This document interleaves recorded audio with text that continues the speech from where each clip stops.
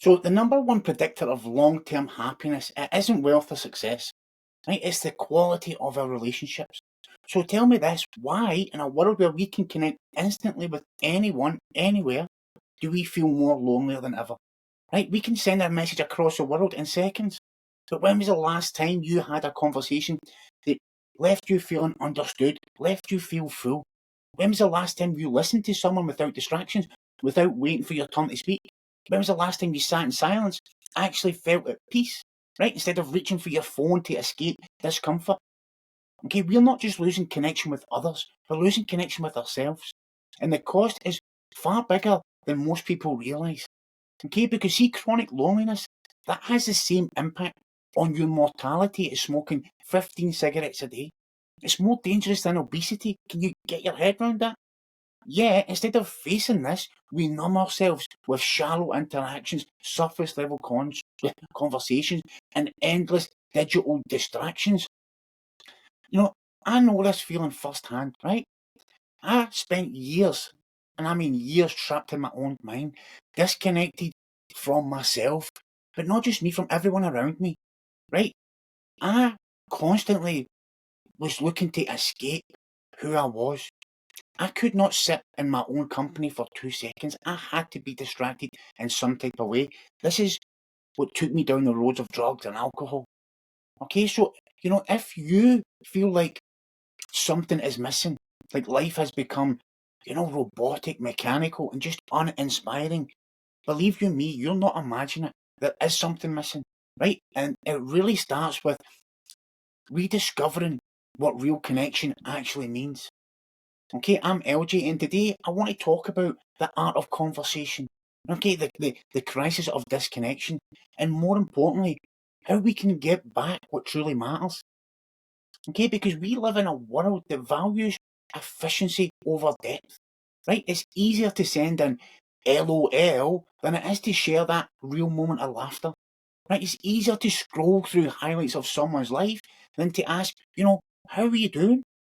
Okay, it's easier to distract ourselves with notifications than it is to sit in silence and just reflect on how amazing life is.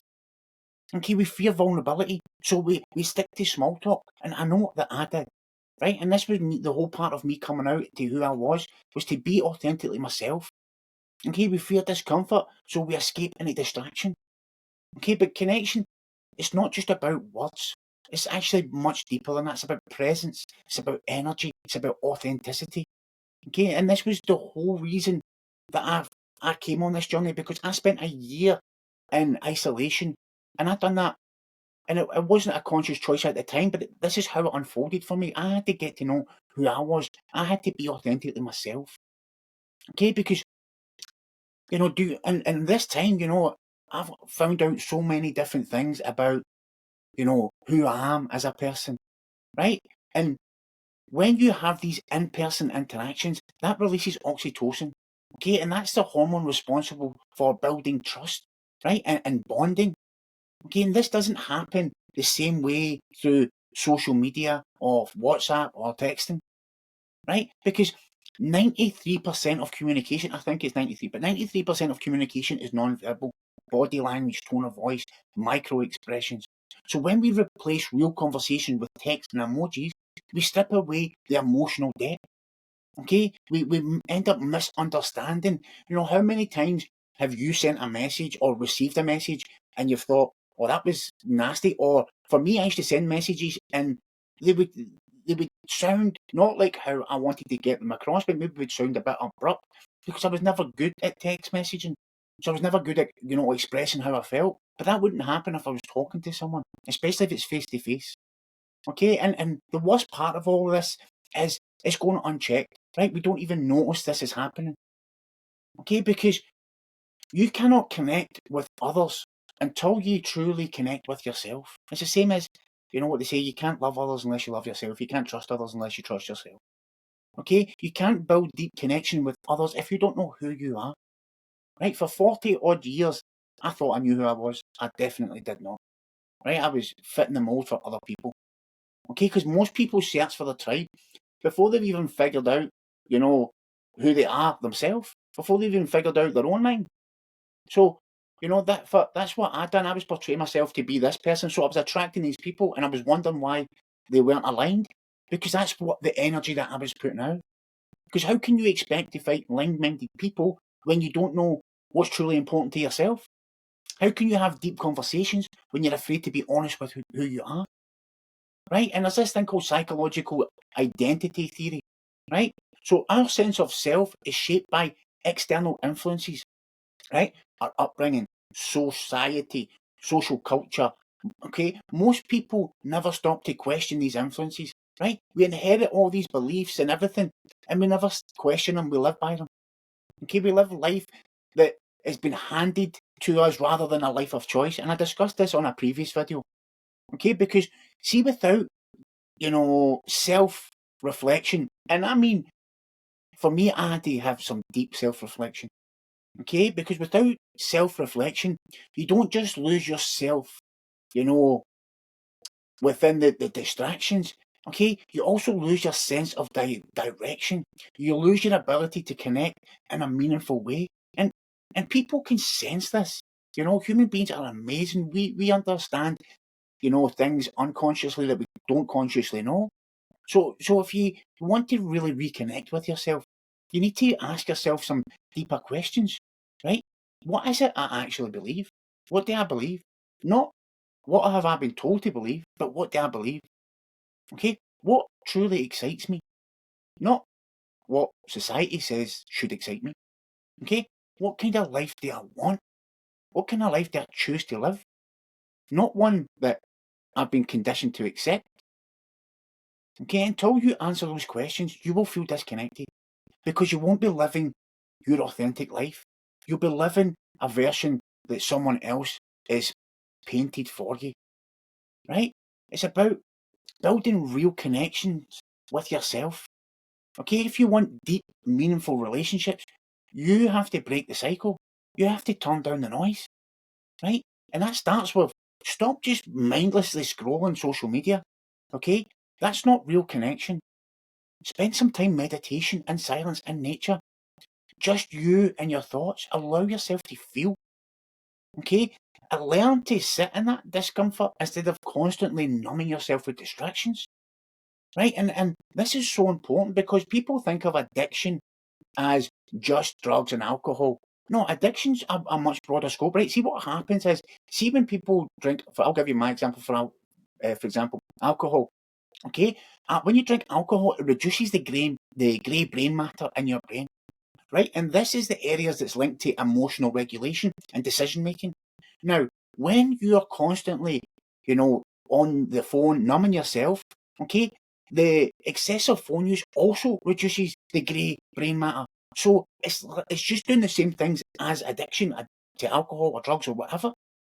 Okay, so this is how important it is to step away from the phone. And I say this as I'm doing this on YouTube, and I'm hoping people will watch that. But there's a difference between looking at something that's going to inject in positivity into your mind rather than mindlessly scrolling just to distract yourself. That quick dopamine hit here, there, and everywhere.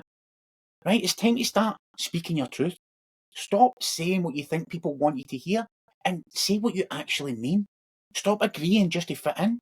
Okay? Challenge ideas, express yourself. When you meet someone, ask real questions. Okay? Instead of, how are you? Ask them what excites you. Okay? What challenge have you overcome recently? And there could be a list of other ones, right? Because these shallow conversations, they create shallow relationships. If you want depth, you need to be willing to dive deep, right? Go deep, be fully present. Okay? If you're sitting with someone, put your phone away. Because I hate talking to someone and then they've got their phone, oh yeah, and they're texting or they're looking or whatever. Okay, put your phone away. Listen to them. Listen without thinking of, the part you're going to inject and say something. Just listen. Let go of small talk and go deeper. Okay, and this is not just me talking about this.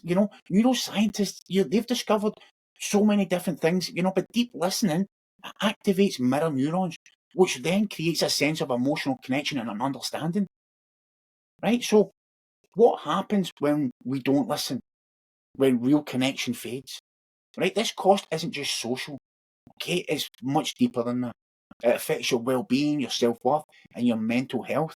And we are in a mental health crisis, okay? And I'm constantly reading stories and hearing of people who are not here anymore, okay? Because they didn't want to talk or they felt that they couldn't talk, right? We're in a real,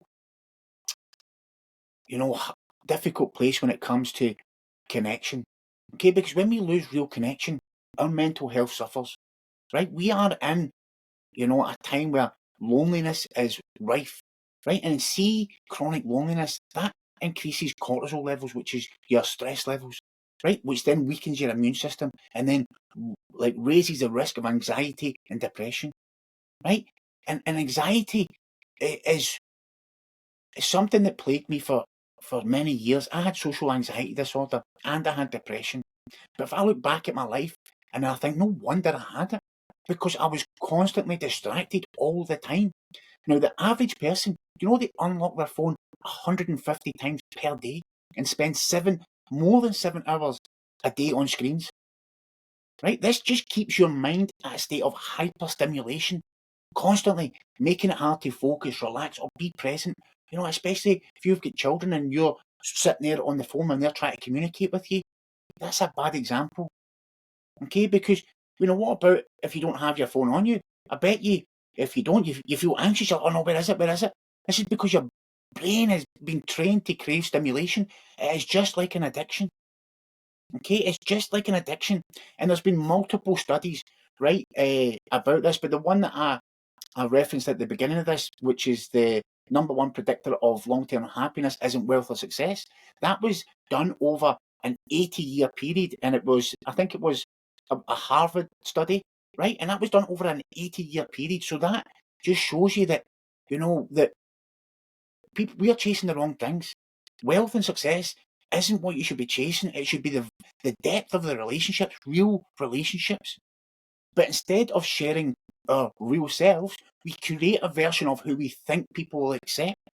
And then what we do is we rob ourselves of true connection and we wonder why we never attract the people that we align with. It's because what we're putting out there isn't who we are, right? And if, and we're so caught up in likes and shares and whatever. So if people don't like your post, right, then you're like, oh, I'm not interested. If someone doesn't text you back, you assume something's not wrong and you don't think of the relevance of the moment, or maybe they're caught up in something, maybe they can't, maybe this, maybe that, maybe they forgot. I don't know how many times I've read a message and I'll say, oh, do you know what, I'm too busy, and I'll text them back and I forget. Okay, and if you're sitting alone on a Friday night, you feel like you're falling behind. And this disconnection, it doesn't just affect you as an individual. It's breaking apart the very foundation of our lives on a whole, and especially when it comes to our family, right? Because lack of real conversation, real connection, it doesn't just impact your friendships and society, it's tearing families apart. And I know this to be true within my own family. Okay, my daughter is 11 and she's got a mobile phone now, and it's the worst decision I've ever made, my wife and I. The worst. I wish we'd never given her it, because there's been a massive difference, you know. And how often have you heard about this? Family members sitting in the same room, but they're not talking, they're just stuck on the phone. Right? How many parents and children live under the same roof but barely understand each other? How many relationships fall apart because not of one big fight, because of the years of silence, avoidance, disconnection, right? And I think this was another Harvard study, right? Said the single biggest predictor of a child's emotional well-being is the quality of conversations at home. Okay, when real conversations disappear, so does trust. When we stop sharing, we stop feeling safe. Okay, when we replace deep talks with small talk, relationships become small, hollow. Right? Healing starts at home. If you want to rebuild connection in your life, it starts by having real conversations with the people that's closest to you. Ask your kids what their biggest dreams are, right? Ask your kids what they're working on right now that excites them. Ask them how they feel. Ask them deeper questions. Not just like, oh, how was your day? Oh, it was good, Dad. All right, cool. That's it. No. What was good about it? what did that bring up in you? And I have these conversations with my children now, but I wish, not my son's 8, my daughter's 11. I wish I knew this kind of stuff, 10 years ago, but I don't. So I need to do the best that I can right now. Okay, because connection is built in the small moments, but only if we are present enough to take them. Because how many times are you constantly distracted when your child's trying to talk to you, or your wife or husband's trying to talk to you? And even though you're there physically, you're not there present. You're not there. You're not connected. Okay, and this is massive, right? Because kids who grow up in a home where there's no conversation or it's lacking, then that impacts their emotional development, their emotional regulation. Okay, it impacts their social skills, and they're more likely to experience loneliness and anxiety. And when it comes to your partner, and my wife and we've had our ups and downs, right? And it is difficult when you've got 2 children, you've got everything else to go around to try and create that space just to have that conversation. But if you don't, then this is one of the biggest predictors of relationship, breakdown. Because when couples stop sharing their inner world, their dreams, their struggles, their emotions, the relationship becomes transactional rather than connected.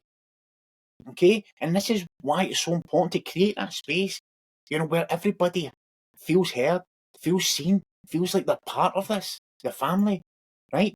Put the phone down. Last night we watched a movie, there was no phones allowed, right? Everything was out of the room.